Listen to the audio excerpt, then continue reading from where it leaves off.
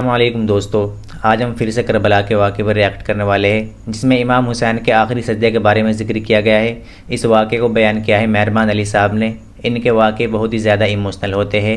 یہ واقعہ ہمیں صبر، قربانی اور حق پر قائم رہنے کا پیغام دیتا ہے۔ تو ویڈیو کو اینڈ تک ضرور دیکھے گا۔ تو چلیے شروع کرتے ہیں، اور کمنٹس میں اپنی رائے ضرور بتائیے گا۔ اللہ کے رسول حضرت محمد مصطفیٰ صلی اللہ علیہ وآلہ بار بار امام حسین کو بلند کر کے دنیا کو یہ بتاتے تھے کہ یہ حسین مجھ سے ہے اور میں اس حسین سے۔ اے لوگو، اگر اس حسین پہ کوئی مشکل وقت آ جائے اور یہ تم سے مدد طلب کرے تو اس کا ساتھ دینا، کیونکہ یہ جنت کے جوانوں کا سردار ہے، میرا خون ہے، میری اولاد ہے۔ لیکن افسوس، ابھی رسول اللہ کی رحلت کو تھوڑا وقت ہی گزرا تھا کہ کربلا کے میدان میں ایک طرف 9 لاکھ کا مجمع تھا تو دوسری طرف وہ حسین جس کو اللہ کے رسول اپنے کندھوں پہ سوار کرتے تھے۔ امام حسین علیہ السلام اپنے نانا کی امت سے بار بار کہتے رہے کہ کیوں میرا رستہ روکا ہے؟ اے لوگو، پہچانو، میں تمہارے نبی کا نواسا ہوں۔ کیوں 3 دن سے میرے بچوں کو پیاسا رکھا ہے؟ کیوں میرے عزیز و اقارب کو شہید کیا ہے؟ بتاؤ، کیا میں نے رسول اللہ کی شریعت میں ترامیم کی ہے؟ کسی انسان کا حق کھایا ہے؟ کسی انسان پہ ظلم کیا ہے؟ اتنے میں فوج یزید ایک آواز میں کہنے لگی، اے حسین، ہم سب تجھے تیرے بابا علی کے بغض میں قتل کر رہے ہیں تاکہ یزید ہماری جھولیاں دولت سے بھر دے۔ امام حسین نے فرمایا، اے لوگو، آج جس اسلام کا علم تمہارے ہاتھوں میں بلند ہے، یہ علم میرے بابا علی نے بلند کیا، مت بھولنا۔ خیبر و خندق میں اگر علی نہ ہوتے تو اسلام کی فتح ناممکن تھی۔ وہ علی جس نے پوری زندگی اسلام کی تبلیغ کی، حق کو بلند کیا، رسول اللہ کی حفاظت کی، آج اس علی کو یہ اجر دے رہے ہو۔ اے لوگو، بتاؤ، اللہ کے رسول نے بار بار میرے بابا علی کا ہاتھ بلند کر کے فرمایا تھا کہ جہاں حق ہوگا وہاں علی ہوگا، جہاں علی ہوگا وہاں حق ہوگا، اور آج اس علی اور اولاد رسول کو یہ اجر دے رہے ہو۔ اتنے میں یزید کی فوج کے سپہ سالاروں نے دیکھا کہ کہیں فوج میں بغاوت نہ ہو جائے۔ اے شمر، کیا دیکھ رہے ہو؟ حملہ کرو۔ بس لاکھوں کی فوج نے جب رسول اللہ کے نواسے پہ حملہ کیا، امام حسین علیہ السلام نے اللہ کا نام لیا اور ذوالفقار کو نیام سے نکالا۔ تاریخ گواہ ہے، ایک طرف لاکھوں کا مجمع اور ایک طرف 3 دن کا بھوکا پیاسا حسین ابن علی۔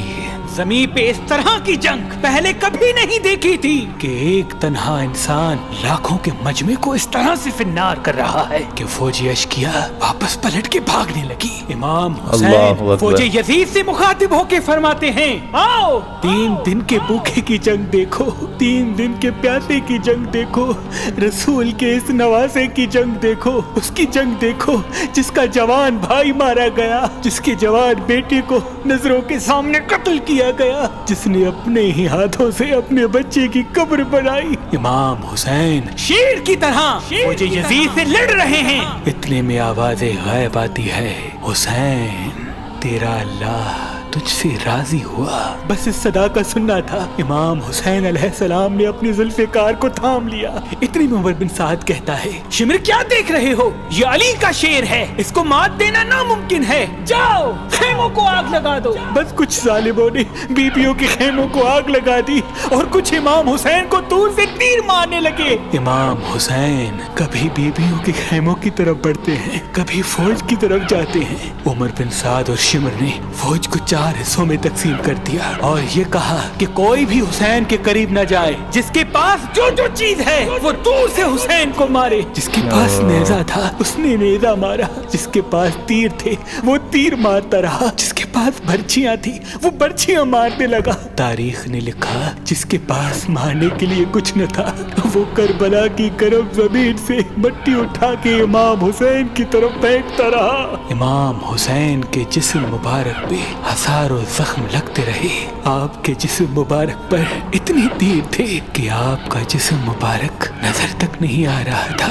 बस जैसे ही नवासाए रसूल घोड़े की सींग से जमीन पे आते हैं, फौजे यजीद झूमना शुरू कर देती है। लेकिन इतने में वो घोड़ा जिस पे आप सवारी किया करते थे वो इमाम हुसैन के चारों तरफ घूमना शुरू कर देता है ताकि इन तीरों से मैं अपने आका हुसैन को बचा लूं। वो घोड़ा दौड़ ही रहा था। इतने में उमर बिन साद ने कहा, ऐ लोगो रुको, मैंने अपनी आंखों से देखा था इस घोड़े पे अल्लाह के रसूल सवारी करते थे, कहीं तीर इस घोड़े को न लगे। और यूं तीरों को चलाना घोड़े का तो ख्याल आया लेकिन हुजूर के नवासे का ख्याल नहीं आया। उन लोगों को उस घोड़े का तो एहतराम मालूम था जिस पे रसूल अल्लाह सवारी किया करते थे, लेकिन उस हुसैन का एहतराम भूल चुके जिनको अपने कंधों पे सवार करके जिनकी सवारी खुद रसूलुल्लाह हुआ करते थे। बस इमाम हुसैन अलैहिस्सलाम ज़मीन करबला पे अपना सर रख के अल्लाह का शुक्र कर रहे हैं और वहाँ फौज यजीद के मुख्तलिफ सिपाही इमाम हुसैन का सर काटने के लिए करीब आते हैं।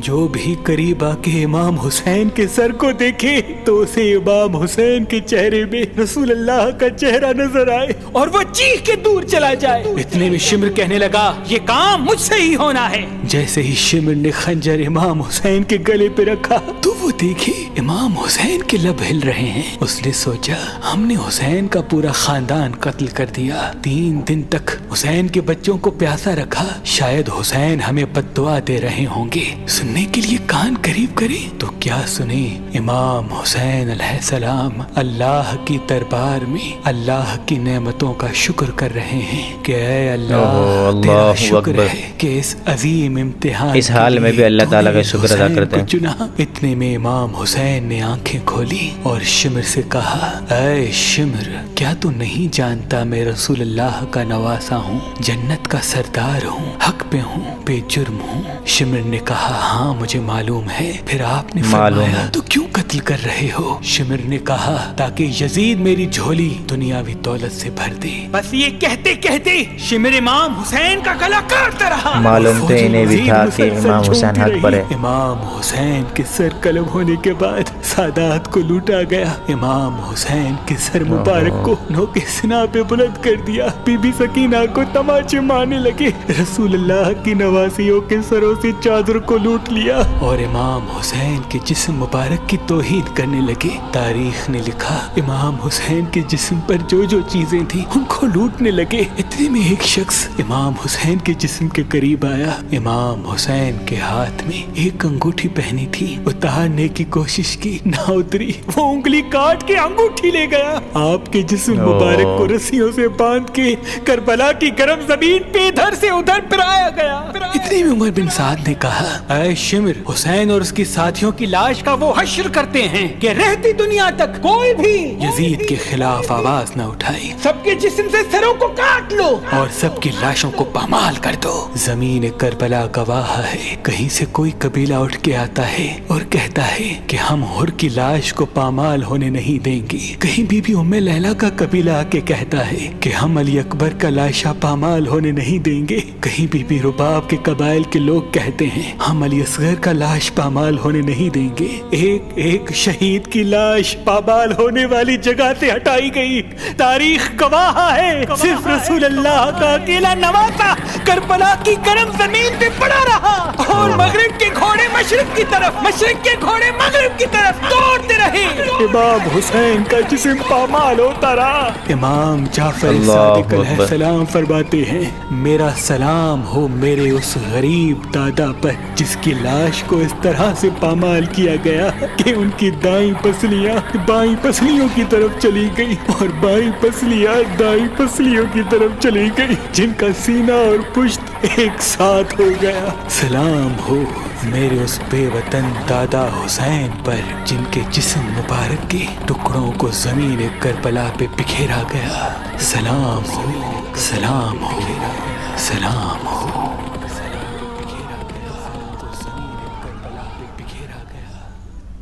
इस वीडियो का मकसद सिर्फ हमें वाक़या सुनाना नहीं था। इस वीडियो से हमें सीख मिलती है कि सब कुछ लुट जाने के बाद भी हक़ पर कैसे कायम रहा जाता है।